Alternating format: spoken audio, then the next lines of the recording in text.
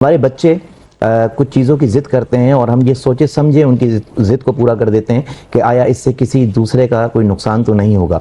आजकल आपको मालूम है कि बहुत सारे वाक़यात ऐसे हो रहे हैं कि पतंग की डोर से लोगों के गले कट रहे हैं, लोगों के कान कट रहे हैं, लोगों के गाल होंठ कट रहे हैं, लोग ज़ख्मी हो रहे हैं। तो खुदारा इस पतंगबाजी के शौक़ को जो है आप लोग ख़त्म करवाएं, अपने घर से शुरू करें। और यकीन करें, मैंने आज अपने घर से, पतंगबाजी मेरा बहुत फेवरेट तरीन मशगला है, लेकिन अब जो पतंगबाजी के साथ किया जा रहा है कि केमिकल वाली डोरें इस्तेमाल की जा रही हैं। किसी दौर में बड़ी जो है ज़बरदस्त ये एक्टिविटी हुआ करती थी, लेकिन उसके साथ जो बिगाड़ पैदा किया गया कि केमिकल वाली डोरें या फिर क्लच वायर के ज़रिए भी जो है पतंग उड़ाई जाती है, जिससे बहुत सारे हादसे पेश आ रहे हैं। पंजाब में तो बहुत ज़्यादा ये हादसे हुए हैं, लेकिन अब कराची में भी तकरीबन 8 से 10 वाक़यात रोनमा हो चुके हैं। तो मैंने आज अपने घर से 30 से 35 पतंगे जो है वो निकाली हैं, उनको फाड़ा है, फेंका है, और मेरे बच्चे इस एक्टिविटी में मेरे साथ भरपूर शरीक थे और उन्होंने इस एक्टिविटी को सराहा है। तो अपने घर से शुरू करना होगा।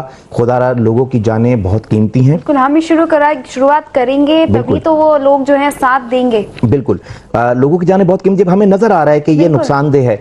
आपकी एक छोटी सी 20 रुपए वाली पतंग उड़ाने के शौक में किसी का लाल जो है जान से जाता है, किसी का उम्र भर का सरमाया जान से जाता है।